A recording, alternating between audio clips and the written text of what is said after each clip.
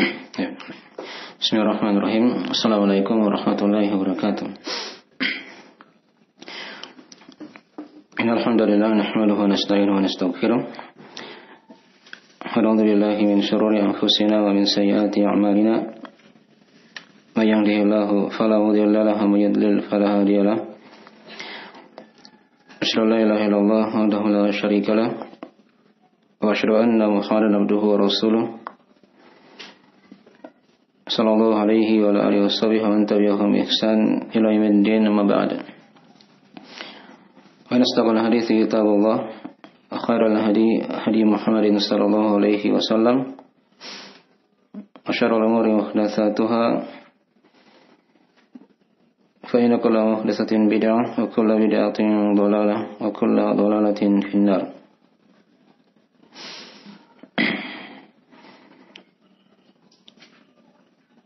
Ma'asyiral akhwati fillah, azanillah wa iyyakum rahimani wa rahimakumullah. Pada sore hari ini kita akan membahas tentang sebab-sebab atau metode dalam memudahkan untuk mempelajari Al-Quran dan menghafalkannya. Ya. Dan dasar pijakan kita pada pembahasan ini adalah ayat di surah Al-Qamar, ya, yang diulang-ulangi oleh Allah Subhanahu wa taala 4 kali dalam surah Al-Qamar tersebut, di mana Allah taala berfirman, "Wa laqad yassarnal Qur'ana lidzikri fahal mim muddakir." Dan kami telah mudahkan Al-Quran, dan sungguh kami telah mudahkan Al-Quranul Karim untuk dijadikan sebagai peringatan. Fahal mim muddakir. Tapi apakah ada yang ingin menjadikan dia sebagai pelajaran, sebagai pengingat? Nah, telah dimudahkan oleh Allah Subhanahu wa taala. Wa laqad yassarnal Qur'ana lidzikri fahal mim muddakir. Dan sungguh kami telah mudahkan Al-Quran untuk dijadikan sebagai zikir. Fahal mim muddakir, apakah ada yang bisa dijadikan, apakah ada yang mau menjadikan dia sebagai pelajaran, sebagai pengingat? Nah, ya, Al-Quran sudah dimudahkan oleh Allah Subhanahu wa ta'ala. Demikian pula diterangkan di ayat yang lain di surah Maryam oleh Allah, ya,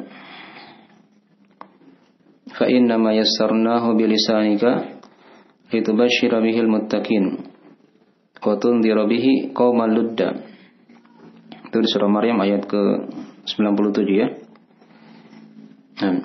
Fa inna ma yassarnahu bilisanik. Kata Allah, sungguhnya kami telah mudahkan dia, itu Al-Quran tersebut, dengan lisanmu. Dan litubashshira bihil muttaqin, agar engkau memberi peringatan kepada orang-orang yang bertakwa. Wa tunzira bihi qauman ludda, dan engkau ingatkan orang-orang atau kaum yang membangkang. Ya. Jadi dari beberapa ayat-ayat seputar kemudahan Al-Quran tersebut, dimudahkan untuk dibaca, dimudahkan untuk dihafalkan, ditadaburi maknanya, diamalkan. Baik. Mungkin dari ciri agama kita secara umum juga seperti itu. Ya, inna ad-dina yusrun wa la yashhadu ad-dina ahadun illa ghalabahu. Di mana kata Nabi, semuanya agama ini adalah mudah dan tidak ada yang ekstrim dalam agama kecuali dia akan terkalahkan. Baik. Kita akan terangkan di sini ada 40 kiat, metode atau cara mudah dalam menghafal Al-Quran Al-Karim. Ya. Di buku diterangkan di situ ada 26, ya, tapi ada tambahan-tambahan yang lain kita akan terangkan juga selain daripada apa yang disebut di buku ini. Baik. Jadi yang pertama dari kiat dalam seorang bisa mudah dalam menghafal Al-Quran Al-Karim, yaitu dia ikhlaskan niatnya karena Allah Subhanahu wa ta'ala. Karena membaca Al-Quran, demikian pula menghafalkannya itu adalah ibadah. Dan ibadah di antara syaratnya diterima di sisi Allah adalah keikhlasan. Nah, wa ma umiru illa liya'budullaha mukhlishina lahud-din hunafa. Dan tidaklah mereka diperintah kecuali agar mereka menyembah Allah dengan mengikhlaskan amalan itu hanya untuk Allah. Nah, dan lawan dari keikhlasan itu adalah riya. Jangan dia menghafal karena ingin dipuji oleh manusia misalnya, atau dia ingin dapatkan dari dunia ini. Nah, maka tidak ada manfaatnya nanti pada hari kiamat. Agar diterangkan oleh Allah, diancam ya orang-orang yang berbuat seperti itu. Diingatkan oleh Allah. Tadi ayat di surah Al-Bayyinah ya. Kemudian juga ada ayat di surah Al-Kahfi. Faman kana yarju liqa'a rabbih falyamal 'amalan shalihan wa la yusyrik bi'ibadati rabbih ahada. Maka siapa saja yang mengharapkan perjumpaan dengan Rabb-Nya, falyamal 'amalan shalihan, maka hendaknya beramal amalan yang soleh. Wa la yusyrik bi'ibadati rabbih ahada, dan jangan diberbuat kesyirikan ya pada seorang pun dalam beribadah pada Rabb-Nya. Ya. Jadi diingatkan lawan dari keikhlasan itu adalah kesyirikan kepada Allah. Dan riya dari syirik kecil. Nah, oleh karena itu Nabi SAW ingatkan dalam hadisnya itu, inna akhwafa ma akhafu alaikum asyirkul asghar. Ya, sesungguhnya perkara yang paling aku takutkan pada kalian, para sahabat, adalah syirik kecil. Mereka sahabat tanya Nabi, ya, kalau ya Rasulullah, wa syirkul asghar? Qala ar-riya. Mereka bertanya, oh ya Rasulullah, apa itu syirik kecil? Kata Nabi, adalah ar-riya. Ya, ini beramal untuk dilihat orang. Dan itu adalah hal yang tidak dibutuhkan oleh Allah Subhanahu wa ta'ala. Nah, karena diterangkan juga dalam riwayat Imam Muslim, di mana kata Nabi sallallahu alaihi wasallam, ana aghna syuraka'i an syirki man 'amila 'amalan asyraka fihi ma'i ghairi taraktuhu wa syirkahu. Kata Allah dalam hadits qudsi, ya, aku itu, kata Allah, adalah yang tidak butuh dengan kesyirikan. Siapa yang beramal amalan, dia bersyirikatkan bersamaku dalam amalan tersebut, ya, selainnya, maka aku tinggalkan dia dengan kesyirikannya. Aku tinggalkan dia dan kesyirikannya. Jadi Allah tidak butuh dipersyirikatkan dengan makhluknya. Nah, karena kesyirikan itu merupakan dosa yang paling besar. Nabi pernah ditanya dalam hadis riwayat Al-Bukhari Muslim, "Sa'ila Rasulullah, ayya dhanbi a'zam?" Qala an taj'ala lillahi nidda wa huwa khalaqaka. Ya, Nabi ditanya tentang dosa apa yang paling besar, yaitu engkau menjadikan untuk Allah tandingan-tandingan. Ya. Engkau menjadikan untuk Allah ada tandingan, sedangkan Dialah yang telah menciptakan kamu. Jadi perhatikan ya, ini dari sebagian ayat dan hadis, nah, tentang masalah itu. Dan ada ayat-ayat yang lain lagi banyak, ya, diancam dia dengan kerugian pada hari kiamat. Nah, dan dia akan menjadi penghuni neraka kekal selama-lamanya ketika dia beribadah. Di sini khususnya untuk dia menghafal Al-Quranul Karim, tatkala dia niatkan karena untuk selain Allah Subhanahu wa ta'ala. Baik.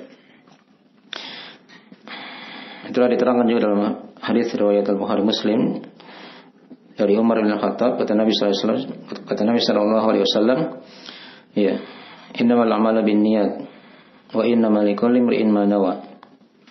Sesungguhnya amalan-amalan itu tergantung oleh niatnya. Dan seorang akan mendapatkan pahala dibalas oleh Allah sesuai dengan apa yang dia telah niatkan. Nah, dipahami ya? Baik. Nah, ini kiat yang pertama dari seorang dalam menghafal Al-Quranul Karim. Agar dia dimudahkan oleh Allah untuk menghafal, dia harus ikhlaskan niatnya karena Allah. Jangan diharapkan perkara yang lain dari dunia, atau ingin dipuji, atau dia ingin menjadi misalnya apa di masyarakat, ya. Tidak boleh seperti itu ya.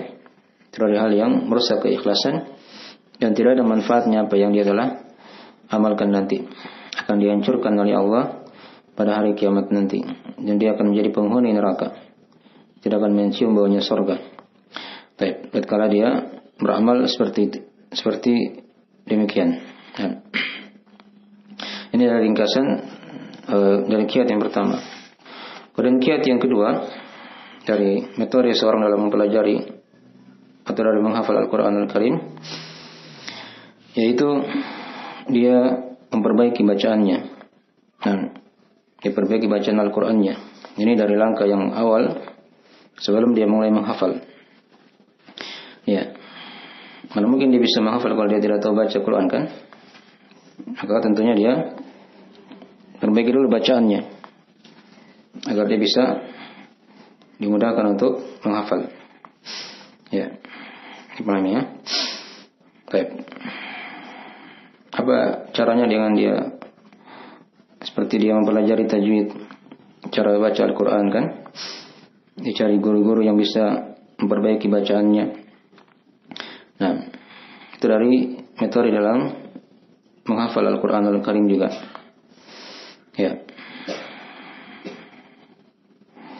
Nah, karena kapan ketika dia tidak perbaiki duluan bacaannya, dia menghafal dalam keadaan jelek seperti itu bacaannya, maka banyak bahaya-bahaya yang dia akan dapatkan.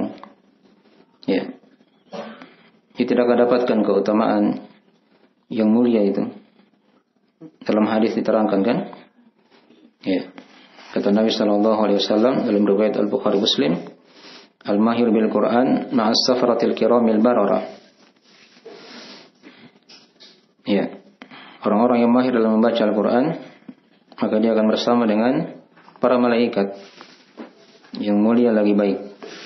Ini di surga nanti ya. Nah, ketika dia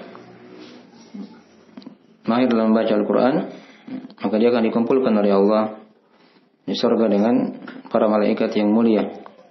Nah, itu diantara kerugian ketika dia tidak perbaiki bacaannya saat dia menghafal Al-Quran.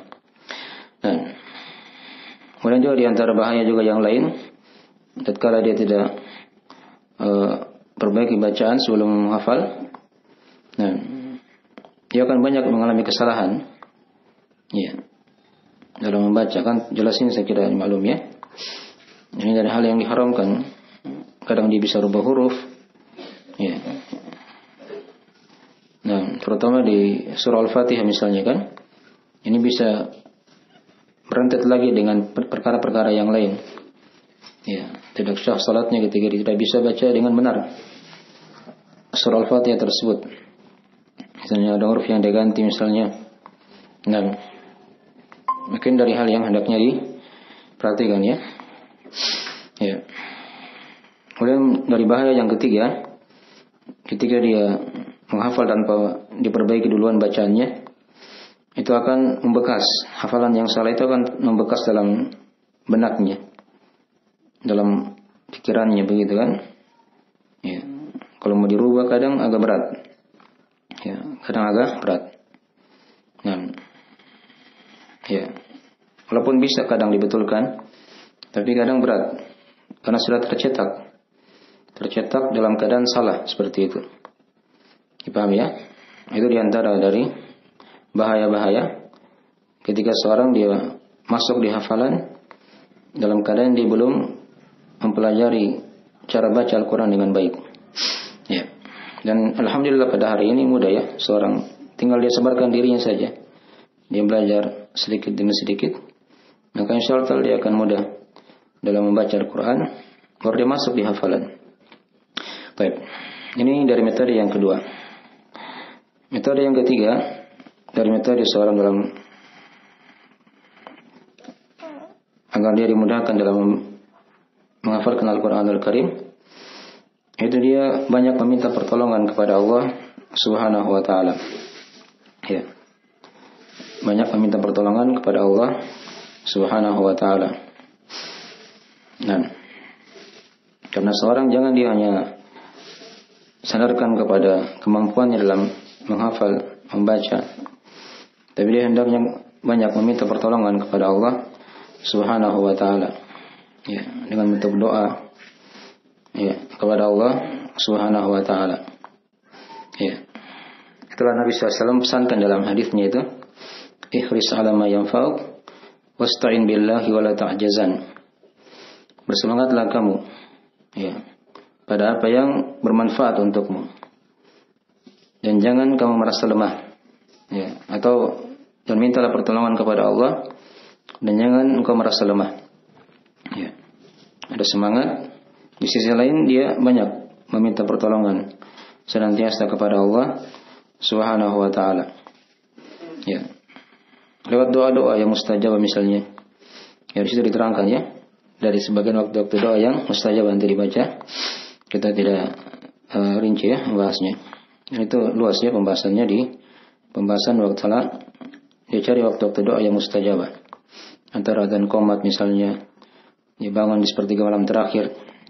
Ya, salat, kemudian dia berdoa kepada Allah, kemudian ketika sujud itu diperhatikan ya, dari hal-hal yang disunahkan, anjurkan banyak berdoa. Mungkin pula di akhir tasyahud akhir, ya, dia hendaknya banyak berdoa, di situ disunahkan. Di hari Jumat terkhusus di waktu setelah asar, itu juga di antara dari waktu doa yang mustajab. Ketika dia safar misalnya juga. Ya, itu di antara waktu doa yang mustajab. Baik, itu dari metode yang ketiga. Dia banyak memohon pertolongan kepada Allah. Setelah keikhlasan, perbaiki bacaan, dia banyak memohon pertolongan kepada Allah Subhanahu wa Ta'ala. Kemudian yang keempat dari metode, dia menggunakan masa muda yang gemilang dalam menghafal Al-Quranul Karim. Ya. Dan ini tidak ada batasan umur ya. Jelas dia ketika masih muda itu dari hal yang hendaknya dimanfaatkan dengan baik. Ya. Anak-anak itu dilatih ya, kalau dia punya anak, walaupun dia belum paham apa arti Al-Quran yang dia baca, tapi itu dari hal yang kadang bagus untuk agar dia bisa menghafal. Ya. Nah, dan masa-masa muda ini dari hal-hal yang banyak keutamaan diterangkan dalam hadis-hadis, dalam ayat-ayat Al-Quranul Karim itu dipuji ya para pemuda, diterangkan oleh Allah. Di hadis-hadis juga seperti itu. Ya. Dan para ulama kita dimaklumi ya, orang-orang yang menjadi ulama besar itu mereka punya hafalan Al-Quranul Karim semenjak kecil. Ya. Mereka tidak terjun mengajar manusia kecuali kalau ketika mereka sudah menyelesaikan hafalan Al-Quran tersebut. Ya, itu di setiap masa seperti itu ya dilihat. Nah, dari para ulama yang mutkin dalam ilmu. Ya. Jadi dia gunakan masa-masa muda. Ya. 20 itu masih bisa dia pakai umur itu. 20 tahun ke atas atau 30 ke atas itu masih bisa. Masih dianggap masa muda. Nah, oleh karena itu diterangkan oleh sebagian para ulama, nah, at-ta'allumu fi sigar kan naqshi 'alal hajar wa ta'allumu fil kibar kan naqshi 'alal ma. Ya, belajar di waktu kecil itu, ya, di waktu dia masih muda, itu seperti mengukir ya di atas batu. Ya, batu dia ukir itu kan berbekas nanti. Ya, tapi kalau dia belajar di masa tua, itu seperti mengukir di atas air. Ya, di atas air. Ada air di depannya, dia lukis, dia ukir tulisan misalnya, itu kan tidak ada manfaatnya. Hilang. Jadi itu diperhatikan ya, dari ibarat-ibarat dalam masalah ini. Adapun sebagian ulama ada yang menentukan umur-umur di situ, tapi itu bukan batasan ya. Karena para sahabat juga, itu mereka ada yang masuk Islam di umur-umur hampir 30 tahun misalnya. Lihat Abu Hurairah itu kan. Abu Hurairah ini masuk Islam dia itu di tahun ke-7 Hijriah. Sekitaran umur beliau ketika itu 27 tahun. Baru mulai mengenal Islam. Tapi bisa menghafal. Mungkin pula para ulama yang lain juga seperti itu. Nah, ada sebagian sahabat, bahkan kebanyakan sahabat itu masuk Islamnya kan sudah dewasa. Abu Bakar As-Siddiq, Umar bin Khattab, itu dari orang-orang yang dewasa ketika sudah masuk Islam. Ketika itu, tapi bisa juga menghafal ya Al-Quranul Karim. Dipahami ya? Jadi memang globalnya, umumnya itu di masa-masa muda, itu waktu-waktu yang gemilang dalam hafalan ya. Ya kayak seperti perkataan ulama tadi itu. Ibaratkan bagaikan dia mengukir di atas batu. Walaupun dia lama tinggalkan itu hafalan, tapi ketika dia baca kembali, dia akan teringat. Ya, karena sudah terukir dalam benaknya begitu kan. Itu diperhatikan ya. Dari metode dalam menghafal Al-Quranul Karim. Baik. Ya, seringkas saja pembahasannya ya. Kemudian dari metode yang kelima, dari metode dalam memudahkan seorang bisa menghafal Al-Quranul Karim, itu dia menghindari perbuatan maksiat. Dia menghindari perbuatan maksiat kepada Allah Subhanahu wa taala. Ya. Karena dosa dan maksiat itu dari hal yang menghilangkan keberkahan dari hafalan itu. Capek dia menghafal, dia duduk berjam-jam, dia buka HP hanya 1 menit, hilang apa yang dia hafal itu. Ya, ketika dia cenderung kepada dosa dan maksiat, melihat kepada hal-hal yang diharamkan oleh Allah Subhanahu wa taala. Imam Asy-Syafi'i itu pernah mengadu kepada Waqi'. Ya, Waqi' ini dari guru Imam Asy-Syafi'i rahimahullah. Ada diterangkan di halaman 30 ya. Dari buku panduan. Kata beliau rahimahullah ta'ala, syakautu ila Waqi' su'a hifdhi fa arsyadani ila tarkil ma'asi wa alam bi anna al-ilma nurun wa nurullahi la yu'tahu lil 'asi. Ya. Kata Imam Syafi'i rahimahullah, aku mengadu kepada Waqi' akan jeleknya hafalanku. Akan jeleknya hafalanku. Ya. Maka Waqi' ketika itu ya menunjukiku untuk meninggalkan kemaksiatan. Dan beliau berkata ketika itu, ketahuilah bahwasanya ilmu itu adalah cahaya, dan cahaya Allah tidak akan diberikan kepada orang yang suka bermaksiat. Ya. Ini diperhatikan ya. Terkhusus dia mulai masuk dalam mempelajari ilmu agama, itu hendaknya dia perhatikan perkara ini. Ya. Dia jauhi dosa dan maksiat supaya apa yang dia hafal itu tidak sia-sia. Dan dosa itu bisa menghilangkan hafalan. Imam Syafi'i sudah keluhkan perkara itu kepada gurunya. Dan gurunya hanya memberikan 1 obat saja agar meninggalkan dosa dan maksiat. Karena ilmu itu adalah cahaya. Dan cahaya dari Allah itu tidak akan diberikan kepada orang-orang yang suka bermaksiat. Baik. Akhirnya dari kiat yang hendaknya diperhatikan dalam agar seorang itu mudah dalam menghafalkan Al-Quranul Karim. Ya. Kemudian kiat yang ke-6 dari metode dalam memudahkan Al-Quran dihafal, yaitu menghindari sebab matinya hati. Menghindari sebab matinya hati. Jadi hati itu ada hati yang hidup, ada hati yang berpenyakit. Nah, kemudian yang ketiga ada hati yang mati. Itu 3 jenis hati manusia ya. Ada yang hidup, dia sehat hatinya. Ini akan memberi pengaruh kepada badannya. Ya. Ada yang punya penyakit. Ya, kalau dia punya penyakit di hatinya dia obati agar badannya itu menjadi apa? Sehat juga. Tidak sakit. Tapi ada hati yang mati. Kalau sudah mati hatinya, maka badannya akan mati juga. Kadang dia bergerak-bergerak, tapi dia dianggap bagaikan apa? Bangkai yang berjalan di muka bumi. Itu 3 jenis hati manusia. Nabi ingatkan dalam hadis, "Inna fil jasadi mudghah, idza saluhat saluhal jasadu kulluh, wa idza fasadat jasadu kulluh, ala wahyal qalbu." Kata Nabi sallallahu alaihi wasallam, ya, ketahuilah dalam tubuh itu ada segumpal daging. Ya. Kapan baik daging itu, maka akan baik juga tubuhnya. Kapan daging itu rusak, maka akan rusak juga tubuhnya. Nabi terangkan daging itu adalah hati. Ya. Jadi dijaga hatinya ya. Kalau hatinya rusak, diobati dengan mempelajari agama, terutama ilmu tauhid. Ya. Itu dari ilmu yang ilmu yang bisa memperbaiki hati seorang hamba. Nah, baik. Ya.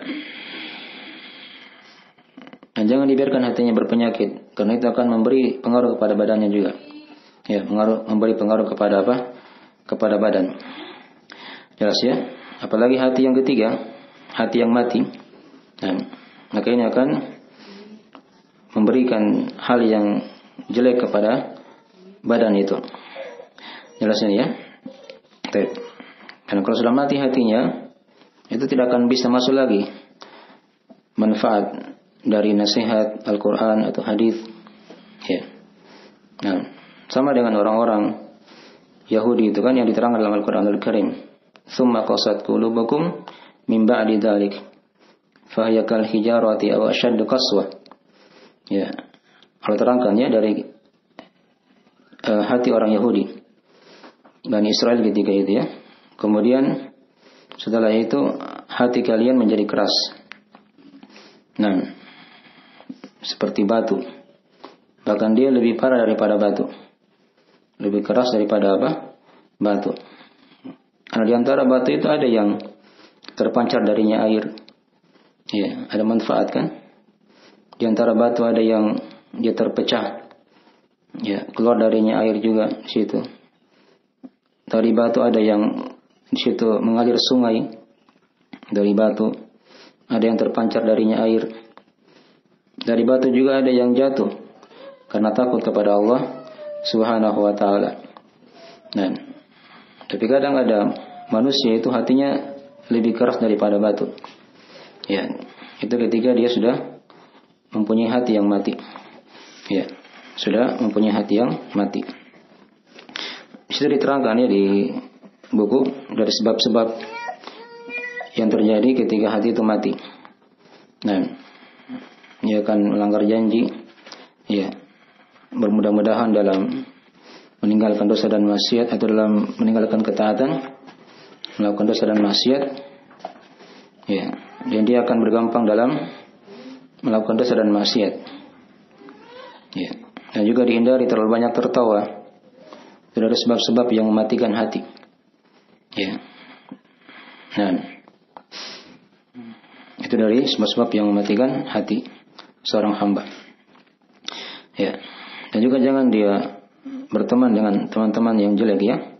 Itu juga diantara dari sebab-sebab yang mematikan hati itu. Itu dari hal-hal yang diterangkan oleh penulis di sini dari 4 sebab yang mematikan hati. Ya. Dia cenderung meninggalkan hal-hal yang wajib, merupakan kewajiban. Terbiasa meninggalkan hal yang wajib atau kewajiban dari Allah. Kemudian dia bergampangan dalam melakukan dosa dan maksiat. Ya, itu akan mematikan hati. Kemudian juga terlalu banyak tertawa. Ya. Dan yang keempat tadi diterangkan yaitu bermajelis atau berteman dengan orang-orang yang lalai hatinya juga dari berzikir kepada Allah Subhanahu wa taala. Ya, banyak sebab-sebab ya yang lain diterangkan oleh para ulama kita dari sebab-sebab yang mematikan hati itu. Nah, itu diantaranya dari uraian penulis. Ini kiat yang ke-6. Kemudian kiat yang ke-7 dari kiat yang memudahkan seorang agar bisa mudah dalam menghafal Al-Quran Al-Karim, itu dia bertakwa kepada Allah Subhanahu wa taala. Ya. Karena takwa itu dari sebab kemudahan. Nah, wa may yattaqillaha yaj'al lahu makhraja wa yarzuqhu min haitsu la yahtasib. Itu diterangkan di surah At-Talaq ya. Siapa yang bertakwa kepada Allah, Allah akan jadikan untuknya jalan keluar pada setiap masalahnya dan diberikan rezeki dari arah yang dia tidak sangka-sangka. Yang juga diterangkan di ayat yang lainnya, wa may yattaqillaha yaj'al lahu min amrihi yusra. Siapa yang bertakwa kepada Allah, maka Allah akan jadikan perkaranya itu mudah. Termasuk dalam menghafalkan Al-Quranul Karim. Dipahami ya? Ya. Fa'amma man a'ta wattaqa wa saddaqa bil husna fasanuyassiruhu lil yusra. Adapun orang yang gemar memberi, yang dia bertakwa, dibenarkan al-husna dari kalimat la ilaha illallah, surga. Nah, maka Allah akan mudahkan juga kepada jalan-jalan kemudahan. Ya. Mungkin di antara faedah takwa ya. Nah, akan dimudahkan dia. Apa itu takwa? Takwa itu seorang dia melakukan perintah Allah. Ya, dengan dasar ilmu, ada cahaya dari Allah. Karena mengharap rahmat Allah. Melakukan perintah dengan dasar ilmu karena mengharap rahmat Allah. Kemudian dia jauhi dosa dan maksiat karena dasar ilmu juga. Ya. Anda takut akan siksaan Allah Subhanahu wa taala. Ya. Nah, dan banyak keutamaan-keutamaan takwa diterangkan dalam ayat-ayat Al-Quranul Karim. Ya, nanti bisa dilihat ya di buku dari pembahasannya. Baik, saya ringkas saja dari pembahasan ini. Kemudian yang berikutnya dari kiat yang ke-8, dari kiat yang memudahkan seorang agar bisa mudah dalam menghafal Al-Quranul Karim di halaman 45. Ya, yaitu dia mempunyai cita-cita dan semangat yang tinggi. Ya, mempunyai semangat yang tinggi. Ada cita-cita yang tinggi yang dia pegang. Ya. Ini dari hal yang hendaknya dipegang oleh seorang yang ingin mudah dihafal, agar mudah dia bisa menghafal Al-Quranul Karim. Dibantu oleh Allah dalam menghafal Al-Quranul Karim. Ya, tadi kan sudah diterangkan dia punya ketakwaan, itu modal besar. Tapi ingat juga dia harus punya semangat, ya, dalam menghafal tadi itu. Itulah yang dikatakan oleh seorang penyair, kun rajulan, atau tadi sudah kita baca tadi ya hadisnya, di mana kata Nabi Sallallahu Alaihi Wasallam, ihris ala ma yanfa'uk, wasta'in billah wa la ta'jazan. Bersemangatlah kamu, kata Nabi, pada apa yang bermanfaat untukmu. Ya, dan mintalah pertolongan kepada Allah dan jangan merasa lemah. Ya. Jadi dipadukan itu ya antara semangat dan memohon pertolongan kepada Allah Subhanahu wa taala. Jangan merasa lemah. Ya. Dan juga kata seorang penyair, kun rajulan rijluhu fis thara wa hammatu himmatihi fis thuraya. Ya. Kata para penyair, jadilah kamu seorang yang kakinya itu menapak di bumi, di tanah begitu ya. Tapi semangatnya itu tergantung di bintang Thuraya. Ya, di bintang yang tinggi sana. Ya. Itu semangat yang tinggi seperti itu ya. Mungkin dia berjalan di muka bumi ini, berjalan dia sebagai manusia biasa, tapi semangatnya itu tergantung di langit. Semangatnya tergantung di langit. Nah, itu baru dia punya semangat yang tinggi. Ya. Baik. Ketika dia mulai masuk di hafalan, jangan dianggap Al-Quran itu susah. Dipahami ya? Jadi kan sudah kita baca ayatnya, dasar pembahasan kita. Walaqad yassarna al-Qur'ana lidzikri fahal min muddakir, kata Allah kan? Sungguh kata Allah pasti. Ya. kami telah mudahkan Al-Quran itu. Dijadikan sebagai zikir, pelajaran, peringatan. Nah, tapi apakah ada yang mau jadikan dia sebagai peringatan, pelajaran? Itu yang masalahnya kan? Kalau sudah dimudahkan oleh Allah, dibaca, dihafal, diamalkan, dijadikan sebagai obat. Nah, dimudahkan oleh Allah Subhanahu wa ta'ala. Hanya kebanyakan manusia, mereka tidak menjadikannya sebagai pelajaran dan peringatan. Baik. Mungkin dari hal-hal yang hendaknya diingat ya, dari kiat, dia punya semangat yang tinggi, punya cita-cita yang tinggi. Jangan dia dari awal dia menghafal, di pikirannya sudah susah. Apakah saya bisa hafal juz 30 misalnya, masuk lagi juz 29, juz 28, bisa saya jaga tidak? Itu jangan dia berpikir seperti itu. Dia jalan saja. Dan tidak akan terasa nanti insyaallah ta'ala dia akan sudah hafal 30 juz. Ya, itu kalau dia punya semangat yang tinggi seperti itu ya. Nah, nanti ada metode-metode yang lain lagi yang akan dipadukan agar terjaga hafalan tersebut. Baik. Ya, ini dari kiat juga ya. Dari kiat yang ke-8.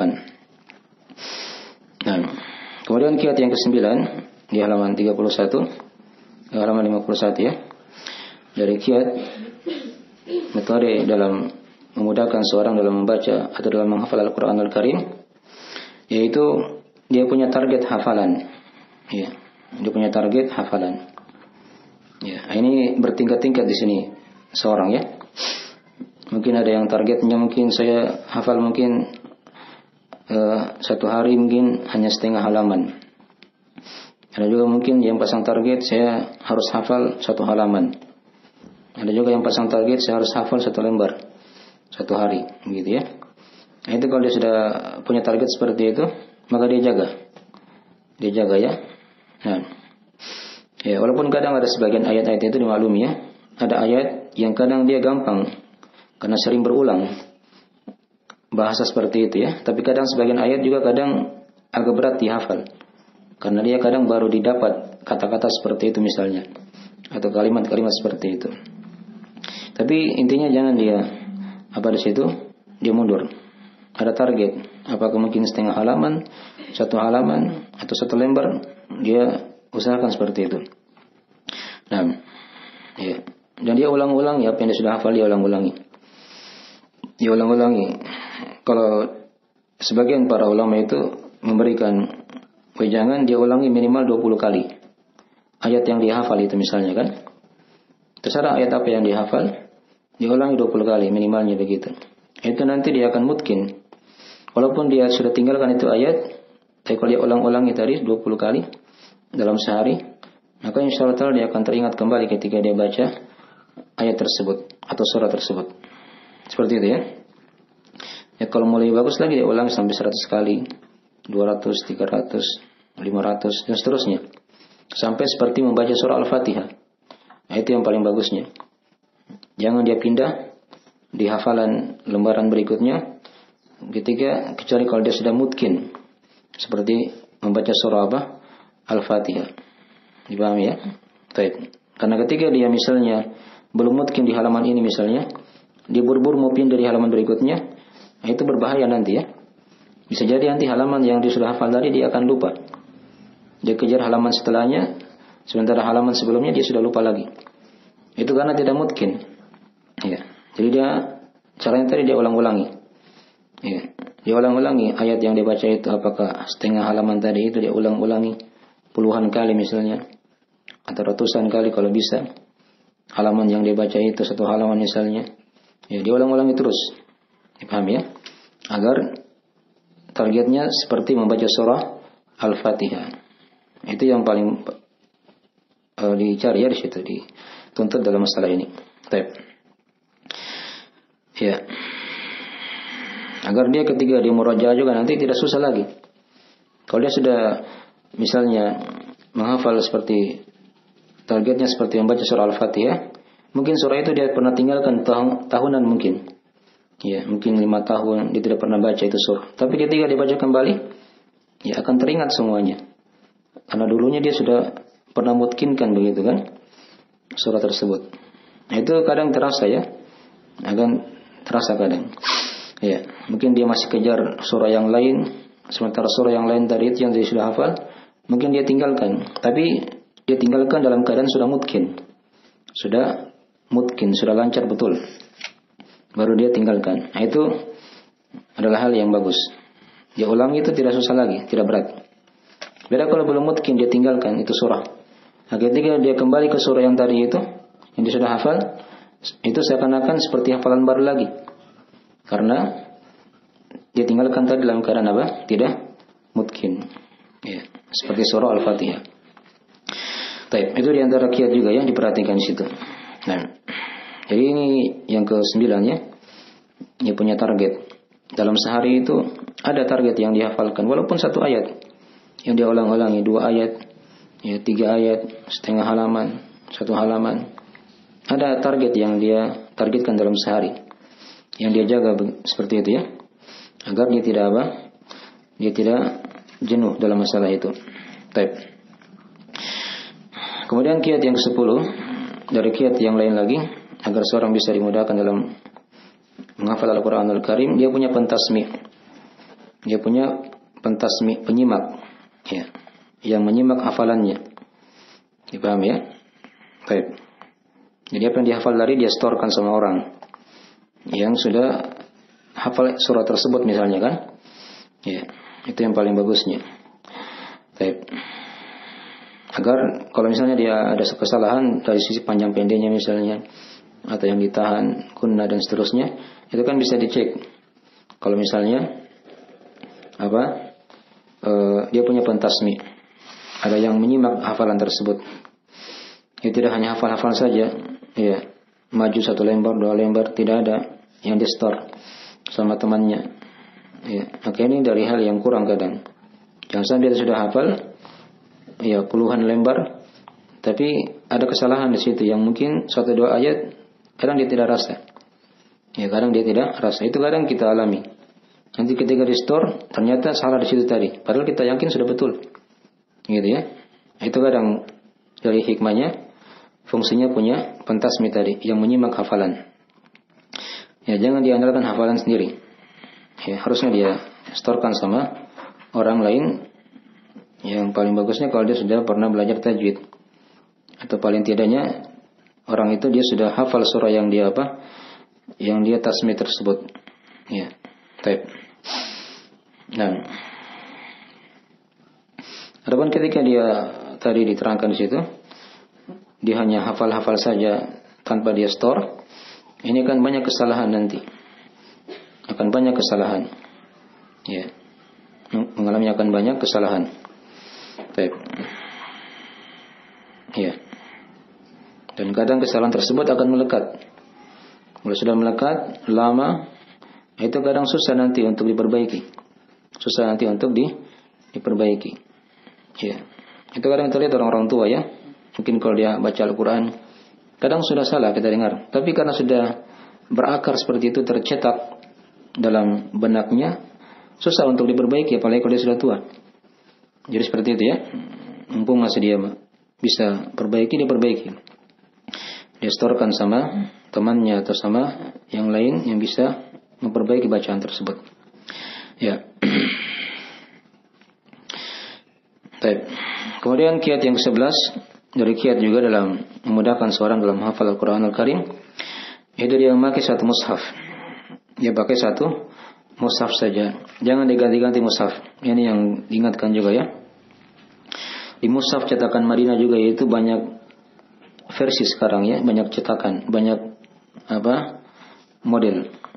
Ya dia pakai saja mushaf cetakan Madinah yang 1 model itu. Jangan diganti-ganti. Jangan dia ganti-ganti. Hari ini pakai cetakan Indonesia, besok cetakan Madinah. Tidak akan ketemu nanti. Karena beda halamannya, beda barisnya nanti. Karena ketika dia hafal itu kan dia hafal dengan halaman. Dia hafal per baris di situ. Kalimat ini kalau biasanya di mushaf misalnya Madinah, dia di baris ketiga. Tapi kenapa di cetakan Indonesia mungkin di baris yang di bawah. Itu kan sudah berbahaya seperti itu. Itu akan membuat kacau hafalan. Jadi ketika dia menghafal, dia gunakan 1 mushaf saja. Ya, jangan diganti-ganti mushaf. Itu berbahaya ya. Bisa membuat hafalan menjadi jelek. Ya, dan akan susah dia menghafal kalau seperti itu modelnya. Andai kata mushafnya hilang misalnya ya. Tapi kan mushaf cetakan itu banyak. Kalau dia pakai cetakan Madinah ya. Seperti yang dia pakai itu. Bisa dia pakai, dia beli lagi yang baru. Misalnya kan kalau hilang Al-Quran tadi itu ya. Walaupun dia tidak, harusnya jangan sampai hilang ya. Karena kadang itu Al-Quran yang dia pakai menghafal itu lebih bagus dari awal. Ya, di situ kadang mungkin ada yang salah, dia kasih kode, dikasih warna misalnya, itu tidak ada masalah. Sepanjang jangan dia tulisi dengan kata-kata ya. Kalau hanya dia kasih kode, lingkaran ke atau warna, ya, yang bisa diingatkan dia, maka tidak ada masalah. Baik.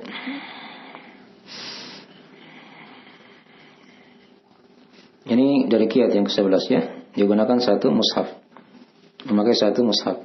Jangan dia ganti-ganti mushaf. Kemudian juga di antara kiat yang lain lagi dari metode yang memudahkan untuk menghafal Al-Quran Al-Karim di salat 2 rakaat. Ini kiat yang ke-12 ya, metode yang ke-12. Ini namanya salat istikharah ya. Salat istikharah. Tapi hukumnya sunnah ya, bukan hal yang wajib. Kalau bisa seperti itu yang paling utama.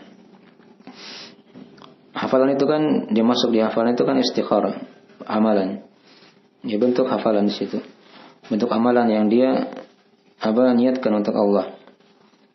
Jadi ketika dia bentuknya amalan seperti itu, maka dia salat istikharah agar dimudahkan oleh Allah Subhanahu wa taala. Seperti Imam Al-Bukhari rahimahullahu taala, itu beliau ketika ingin tulis satu hadis, beliau salat dulu 2 rakaat istikharah ya. Nah, sehingga apa yang beliau tulis itu diberkahi oleh Allah Subhanahu wa taala. Sama juga dengan menghafal dan juga dengan amalan-amalan yang lainnya. Sebelum dia beramal, disunahkan dia salat 2 rakaat dalam rangka salat istikharah, meminta pilihan kepada Allah agar dimudahkan apa yang akan diamalkan. Kalau misalnya itu jelek, akan dipalingkan oleh Allah kepada hal yang lebih baik. Itulah gunanya salat istikharah. Kemudian kiat yang ke-13 dari kiat seorang dalam memudahkan dalam menghafal Al-Quran Al-Karim, dia menghafal dalam keadaan sudah berwudu. Ya, menghafal dalam keadaan sudah berwudu. Walaupun ini sunnah ya, tidak ada masalah kalau dia hafal tidak berwudu. Tapi ketika dia hafal dalam keadaan berwudu itu yang paling utama. Karena Al-Quran itu dari syiar Allah yang hendaknya diagungkan, kalam Allah. Ya, dan seorang ketika diagungkan kalam Allah itu merupakan ciri ketakwaan dalam hati. Dzalika may ya'zim sya'airallah fa innaha min taqwal qulub. Demikianlah kata Allah, bagi siapa yang mengagungkan syiar-syiar Allah, itu merupakan ciri ketakwaan dalam hatinya. Ya. Dan Nabi SAW senantiasa berzikir kepada Allah pada setiap keadaan. Disitulah kata para ulama, sunnahnya berwudu itu bukan wajib, karena Nabi senantiasa berzikir pada setiap keadaan. Dalam keadaan beliau suci atau tidak. Dipahami ya? Baik. Dan Imam Al-Bukhari rahimahullah ta'ala itu dalam babnya di Sahih Al-Bukhari telah membuat bab tentang bab qiraatul Quran ba'dal hadath. Ya, wa ghairihi. Bab membaca Al-Quran setelah berhadath. Setelah dia buang air kecil atau kentut misalnya, itu tidak ada masalah. Ya, tapi yang paling utama tadi ya, ketika dia membaca dalam keadaan berwudu. Nah.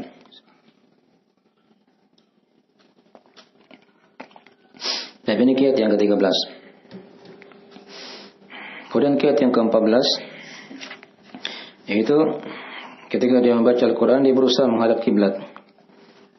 Berusaha menghadap kiblat. Itu yang paling utama ya. Diterangkan dalam hadis Nabi SAW dalam riwayat dalam As-Sahihah dari Ibnu Abbas radhiyallahu taala anhuma, di mana kata Nabi sallallahu alaihi wasallam, "Inna likulli syai'in syarafa wa inna syarfal majalis mastaqbala bihil qiblah." Ya. Sesungguhnya pada setiap sesuatu itu ada kemuliaannya. Dan kemuliaan suatu majelis ketika dia dihadapkan ke kiblat. Dia menghadap ke mana? Ke arah kiblat. Ya, tapi ini bukan wajib ya. Karena di sebagian keadaan Nabi SAW ketika itu pernah baca Al-Quran dalam keadaan menaiki ontanya, dan onta tersebut tidak menghadap ke arah kiblat. Baik. Ini kiat yang ke-14. Kemudian kiat yang ke-15 dari kiat dalam memudahkan seorang dalam membaca Al-Quran, dalam menghafal Al-Quran Al-Karim, yaitu dia menghindari tipu daya syaitan. Ya, dia hindari tipu daya apa? Syaitan. Ya. Nah, jin maksudnya bagaimana? Ya, syaitan itu dimaklumi ya, dari makhluk yang banyak tipu dayanya. Kadang dia lihat orang hafal Al-Quran, dia biarkan begitu. Tapi dia mulai masuk ke situ sedikit demi sedikit.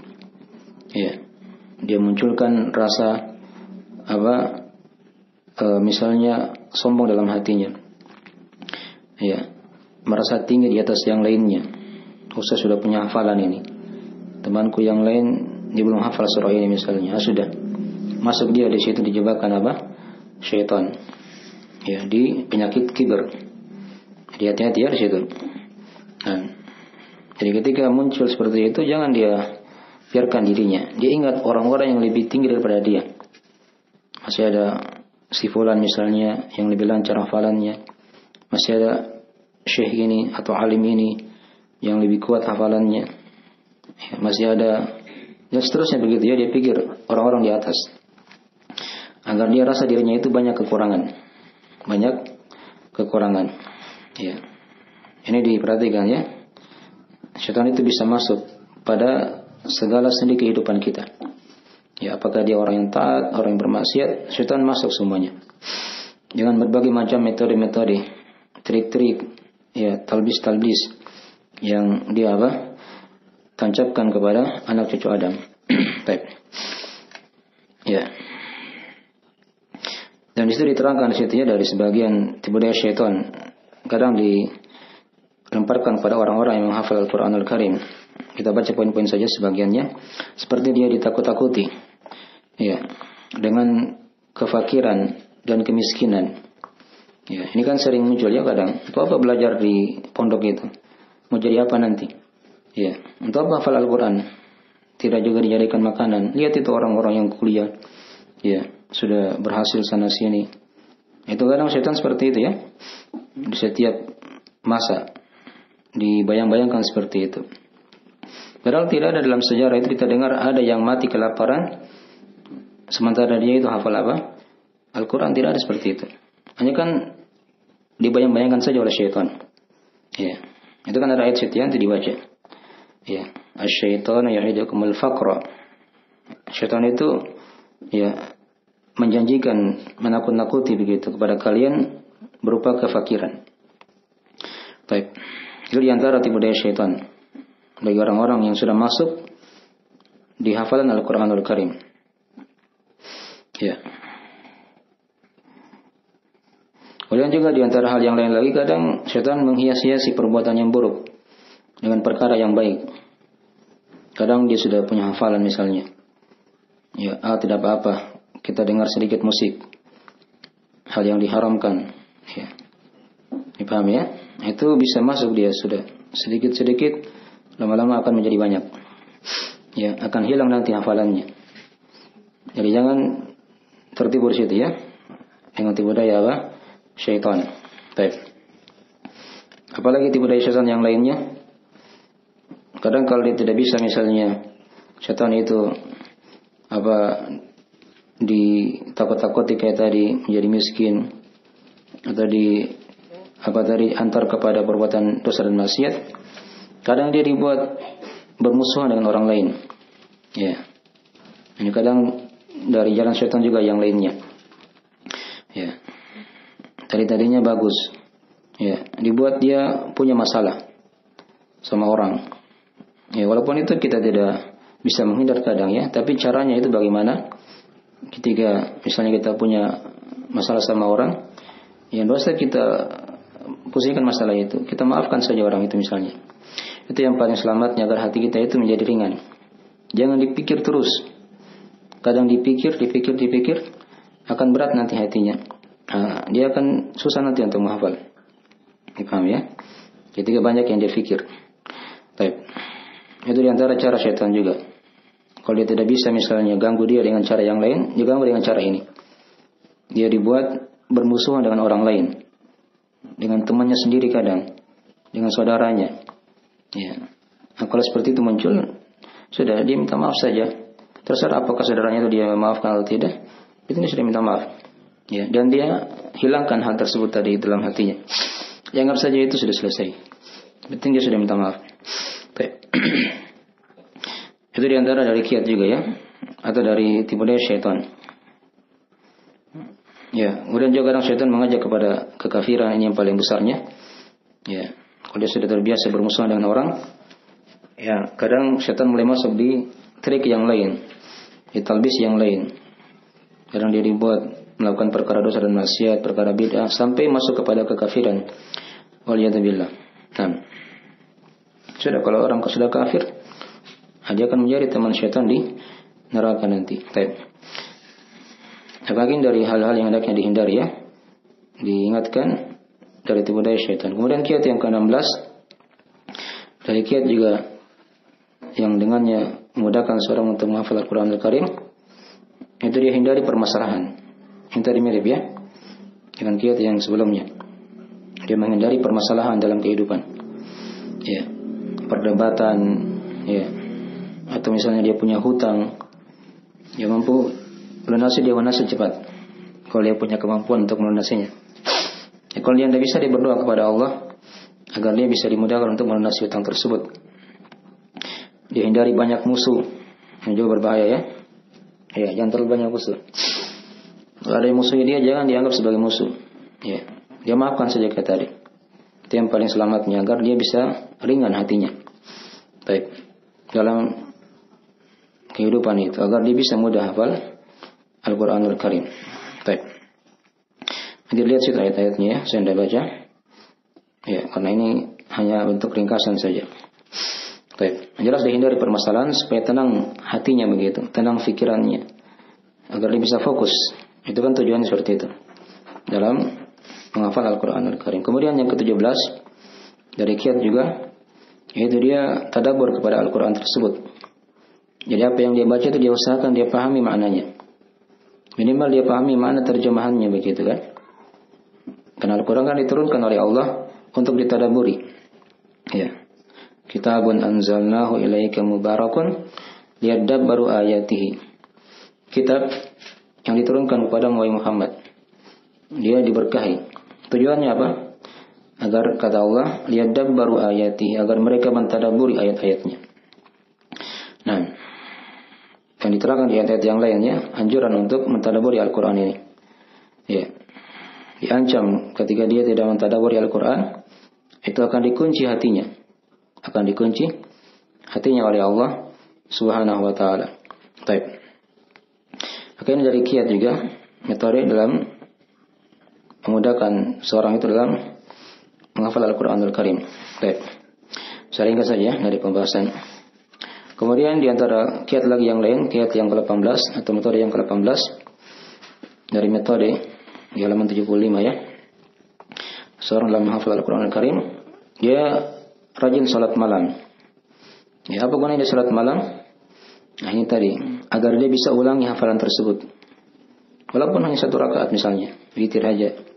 Hanya 3 rakaat, dia bagi 3 mungkin surah yang dia sudah hafal itu. Gitu kan?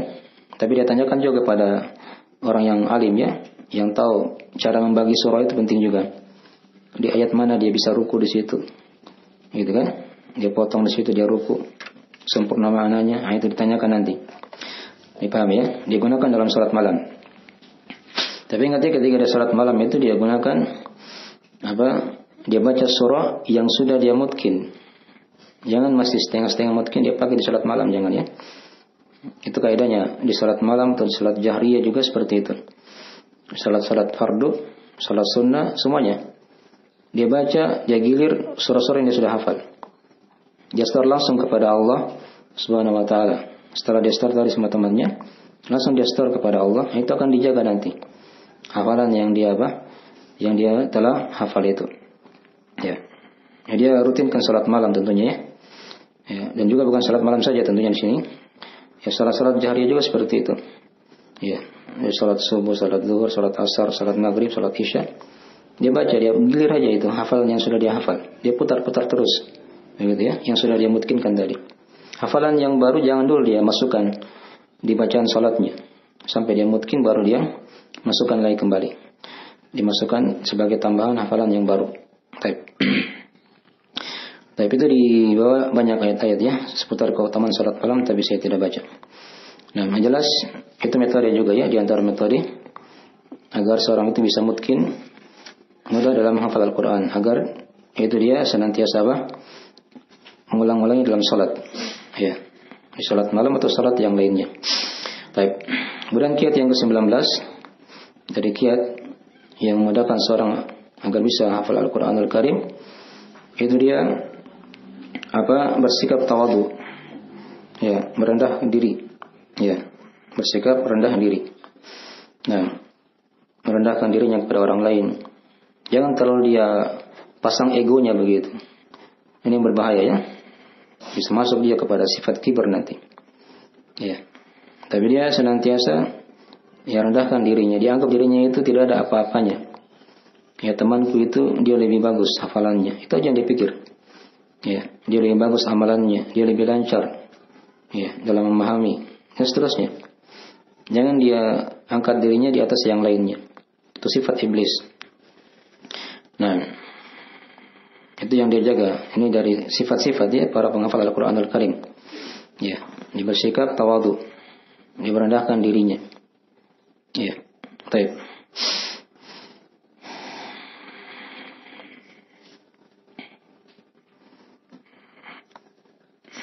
Ini kiat yang ke-19. Kemudian kiat yang ke-20 dari kiat yang memudahkan seorang dalam bisa menghafal Al-Quran Al-Karim, dia istimrar, terus menerus dalam menghafal. Ini penting sekali ya. Walaupun sedikit dia jaga aja. Sedikit itu yang lebih bagus, yang lebih dicintai oleh Allah Subhanahu wa taala, karena dalam hadisnya diterangkan oleh Nabi sallallahu alaihi wasallam ya. Nah, wa kana ahabbud din ilaihi ma dawama alaihi sahibuhu. Ya, kata Nabi sallallahu alaihi wasallam, amalan yang paling dicintai oleh Allah adalah apa yang pelaku amalan tersebut dia terus-menerus itu. Ya, dia terus-menerus walaupun sedikit. Ya. Tapi dia misalnya rutin di situ, itu yang paling utama. Dicintai oleh Allah Subhanahu wa taala. Ya. Dari misalnya contoh ya, dia hafal satu ayat satu hari, 2 ayat satu hari, tidak ada masalah. Tapi kalau dia rutin seperti itu lebih utama. Lebih baik daripada dia sudah hafal setengah halaman, 1 halaman, besoknya istirahat. Ya, lusanya lagi libur dulu. Nah, itu kurang bagus. Tapi dia rutinkan walaupun sedikit demi sedikit, jelas ada tambahan. Apakah tambahan ayat baru begitu yang dihafal atau tambahan mutkinnya begitu kan? Tambahan mutkinnya. Ya, jelas dia terus menerus dia jaga seperti itu. Dipahami ya? Baik. Dan ini juga berlaku pada kaidah-kaidah yang lain juga ya. Bukan hanya pada hafalan Al-Quran saja. Bisa berlaku juga untuk segala jenis amalan yang lainnya. Sedikit, tapi dia jaga itu yang lebih utama. Itu yang paling dicintai oleh Allah Subhanahu wa taala. Kemudian kiat yang ke-21 itu dia bersabar dalam menghafal Al-Quran Al-Karim. Ini juga butuh ya. Bayangkan 30 juz. Anggaplah kalau bukan 30 juz, 1 juz saja. Dia lihat di situ misalnya 10 lembar. Kalau dicetakan Madinah ya. Dia rapikan di situ. Setiap juz kan 10 lembar, 10 lembar, 10 lembar. Nah, dia butuh bersabar di situ. Jangan dia buru-buru. Ya, mau instan misalnya. Tidak bisa seperti itu ya. Dia harus butuh kesabaran. Dan ini dari hal yang diperintah dalam Al-Quran Al-Karim.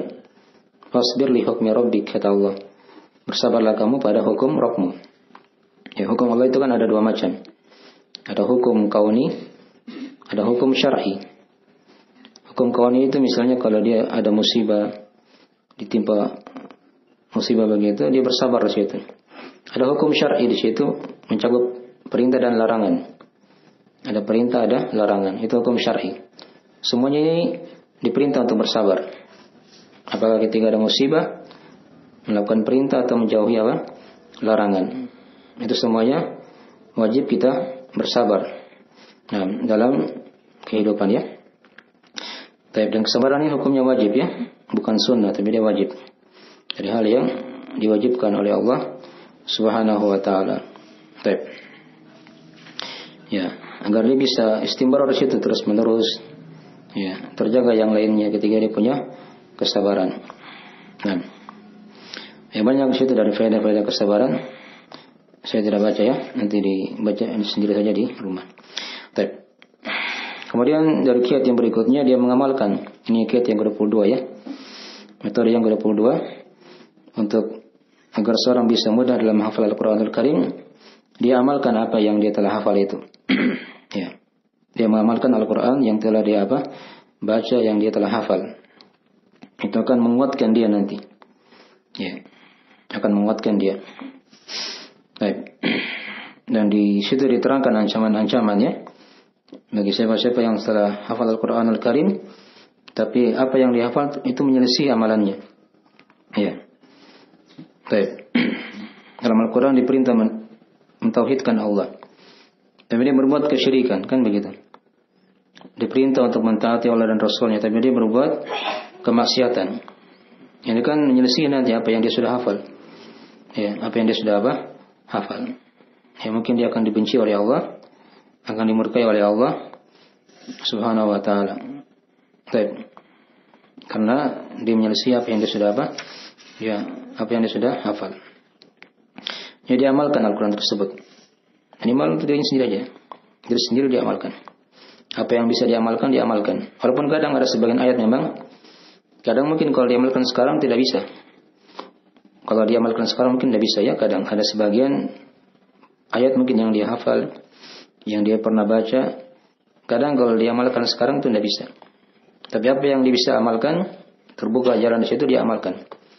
Ya, itu dari sebab-sebab yang dengannya memperkuat hafalan seorang hamba. Ya. Baik.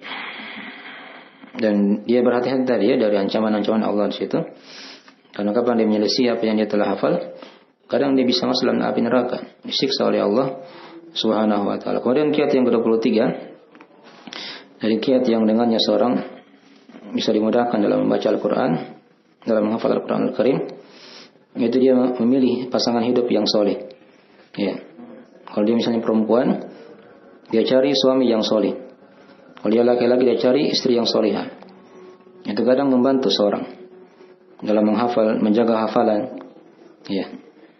Karena kalau dia cari orang yang hanya sibuk dengan selain dari ketaatan kepada Allah, ya, apalagi kalau dia bergelut dalam dosa dan maksiat, walaupun dia mungkin muslim, ini kadang sedikit banyaknya akan mempengaruhi dari dari hafalan yang sudah dia hafal. Dipahami ya? Yang sudah dia hafal. Ya, gunanya kan pasangan itu bisa membantu dia untuk ya menjaga hafalannya nanti ketika dia sudah menikah misalnya. Seperti itu. Ya. Itu diperhatikan ya dalam masalah ini. Ya. Dan saya ringkas saja dari pembahasannya. Kemudian kiat yang ke-24, seorang dari kiat yang dengannya agar mudah menghafal Al-Quran Al-Karim, yaitu dia mengajarkan Al-Quran tersebut. Dia ajarkan Al-Quran yang dia telah pelajari, yang dia telah baca, yang dia telah hafal. Ya. Nah, karena di situ banyak faedahnya ketika dia ajarkan.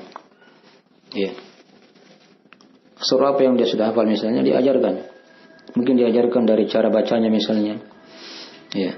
Diajarkan mungkin tafsirnya kalau dia mampu. Ini butuh waktu ya, kalau ilmu tafsir itu kadang butuh waktu. Kadang itu butuh waktu ya untuk masalah itu. Tapi minimal dia ajarkan mungkin bacaan yang dia telah baca. Baik.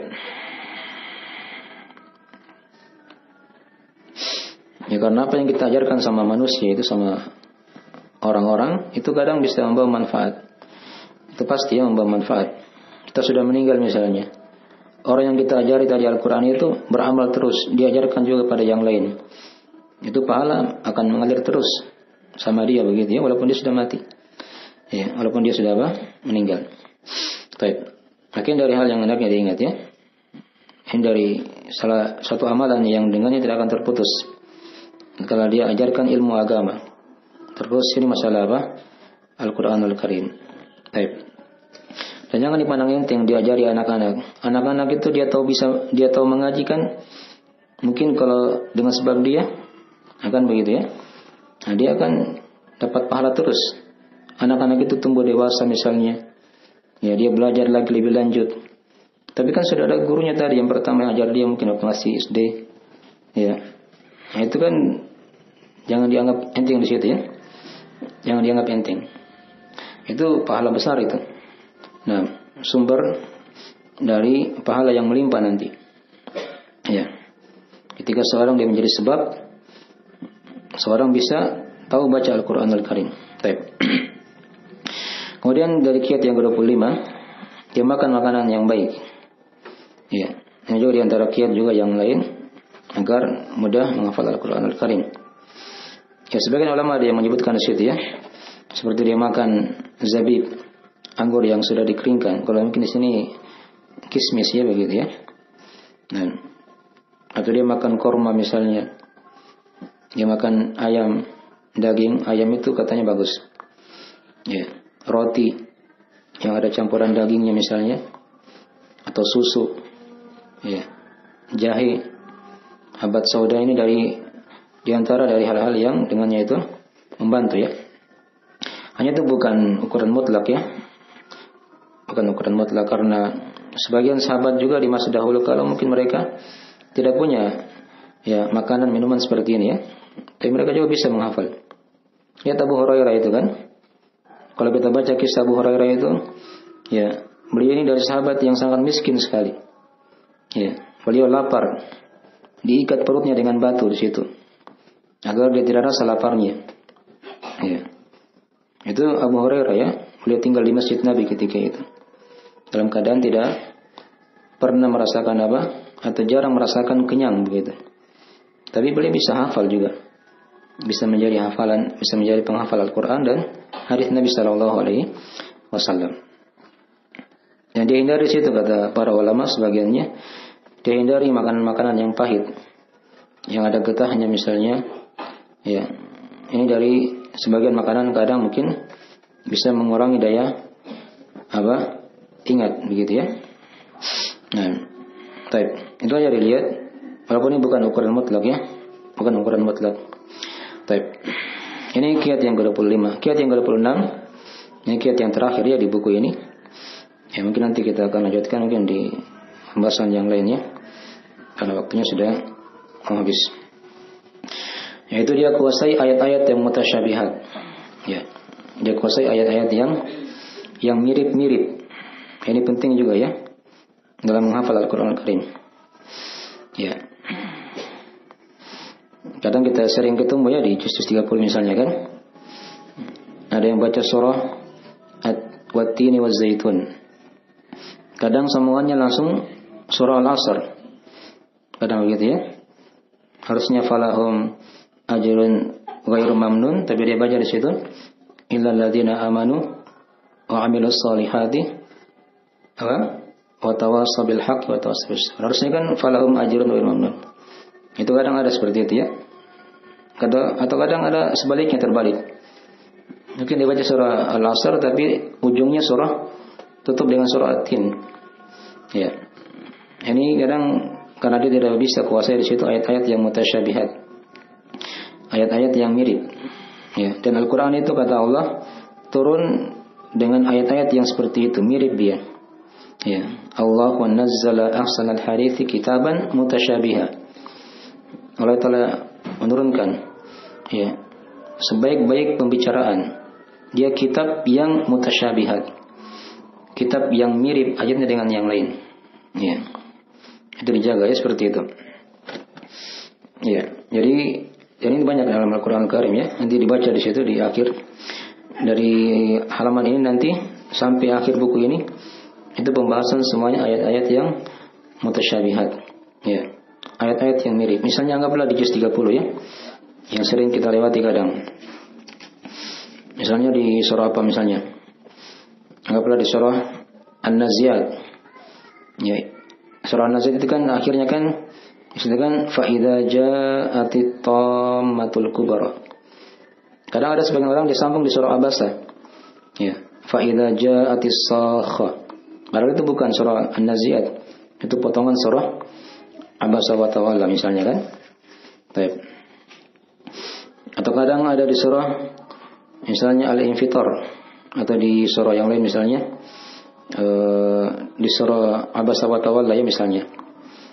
Ada satu ayat misalnya wujuhun yauma idin musfirah. Harusnya kan begitu. Dhahikatun mustabashirah. Tapi ada yang baca kadang wujuhun yauma idin na'imah. Bukan musfirah. Nah, salah dia nanti ujungnya nanti lari ke surah Al-Ghasyiyah. Ya. Dipahami ya? Ya. Ya juga kadang di surah Al-Mutaffifin. Kadang situ ada kalla inna kitaba. Itu ada dua macam kan? Ada inna kitabal fujjari, ada kalla inna kitabal abarari. Nah, itu hati-hati ya, di mana ya, lihat mana yang duluan disebut di surah itu misalnya. Itu jangan sampai tertukar. Dipahami ya? Ada juga di surah misalnya Al-Balad. Ya. Harusnya kan dikatakan di situ alaihim narun muqsadah. Tapi ada yang baca kadang lanjut di surah Al-Humazah. Innaha alaihim muqsadah. Kadang mirip begitu kadang. Ya, hati-hati ya. Saya juga pernah dengar itu kadang ada sebagian imam dia baca awalnya surah Al-A'la. Pas ujungnya langsung surah Al-Lail. Ya, itu kadang sebagian kadang seperti itu. Itu karena dia tidak tahu mana ayat yang mirip, mana ayat-ayat yang mirip. Sehingga kadang salah jalur dia nanti, larinya ke surah yang lain. Inilah gunanya kita mengetahui ayat-ayat yang mutasyabihat. Baik. Ya, tapi ini sedikit ya dari kiat-kiat yang diterangkan oleh para ulama dari cara mudah hafal Al-Quran. Dan tadi sudah saya kirim di situ ya di grup. Masih ada kiat-kiat yang lainnya. Saya baca ringkas saja kalau mau ingin kita baca ringkas. Seperti misalnya dia pilih waktu yang bagus dalam menghafal ya. Itu kiat yang ke-27 ya. Misalnya dia cari waktu ketika dia bangun tidur. Itu yang paling bagus ya. Ya, di waktu subuh misalnya itu yang paling utama. Setelah salat subuh itu waktu-waktu yang bagus. Atau dia bangun tidur di siang hari misalnya, yang pertama kali dia buka jangan HP. Tapi apa? Al-Quran. Ya, terserah dia bangun tidur waktu siang, itu juga dijaga ya. Karena umumnya ketika seorang baru bangun tidur, itu pikirannya masih ringan, masih segar begitu ya. Baik di malam hari, di pagi hari, atau di siang hari. Itu yang dia jaga. Kiat yang ke-28, dia mulai dari surah-surah mufassal. Ini juga penting ya. Jangan dia mulai menghafal langsung surah Al-Baqarah, jangan ya, itu berat. Mufassal itu kan dari juz 30, juz 29, juz 28, 27. Ini semua surah-surah apa namanya? Mufassal. Dari surah Qaf sampai surah apa? An-Nas. Itu surah mufassal namanya. Ada juga yang membagi 3 bagian di situ. Ada mufassal yang panjang, ada mufassal yang pertengahan, ada mufassal yang ringkas. Ya. Kalau mufassal yang panjang dari surah Qaf sampai surah Al-Mursalat di akhir juz 29. Kalau mufassal yang pertengahan dari surah An-Naba sampai surah Al-Lail. Kalau mufassal yang pendek dari surah Ad-Duha sampai surah apa? An-Nas. Itu yang dihafal aja, diulang-ulang, dikasih mutkin. Dari mufassal yang pendek dulu, baru pertengahan, baru panjang, dia naik, gitu ya. Baik. Itu kiat juga ya, diperhatikan. Kemudian kiat yang ke-9, dia menghafal pada kadar yang mampu dia mutkinkan di situ. Ini tadi sudah diterangkan ya.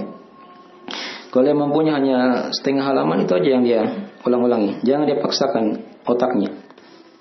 Kadang otak itu sedikit-sedikit dilatih ya. Ya. Jangan dimanja juga ya, tapi dilatih pelan-pelan. Mungkin kadang hari ini baru 1 ayat. Mungkin pekan depan dia terbiasa kadang sudah 2 ayat yang dia bisa hafal misalnya sekali duduk. Mungkin pekan depan lagi sudah setengah halaman. Gitu ya, meningkat. Ya. Tapi di kadar yang tadi itu. yang dia bisa mutkinkan di situ. Dia jaga dengan baik. Baik. Kemudian yang ke-30, banyak mengulangi hafalan. Tadi sudah diterangkan ya. Bisa diulangi di salat malam, salat-salat fardunya atau salat sunnah gitu ya. Baik. Kemudian yang ke-31, dia tidak berpindah hafalan yang baru kecuali sudah mutkin, lancar ya. Ya, tadi sudah disinggung ya. Seperti membaca surah Al-Fatihah. Kiat yang ke-32, dia mengatur waktu antara menambah hafalan dan mengulangi hafalan yang lama. Kalau masalahnya dia muraja, dia atur waktu aja begitu. Dan ini setiap orang beda-beda ya. Dia atur aja waktunya begitu. Ya, kalau dia sudah mulai jenuh hafalan baru, dia ulangi hafalan yang lama saja. Gitu ya. Dia atur aja waktunya dalam masalah itu.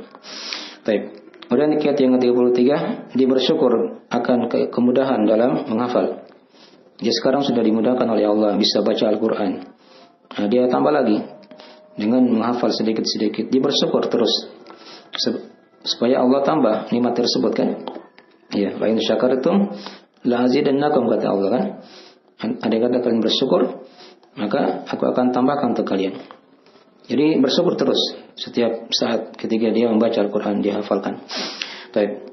Kemudian yang ke-34, dia memiliki teman bergaul yang soleh. Dan sudah jangan juga ya. Jangan berteman dengan teman-teman yang jelek. Dia bergaul juga dengan teman-teman yang punya hafalan, agar dia terpacu di situ dalam menghafal Al-Quran Al-Karim. Kemudian yang kelima, ayat yang ke-35, dia mencari lingkungan yang baik. Ya.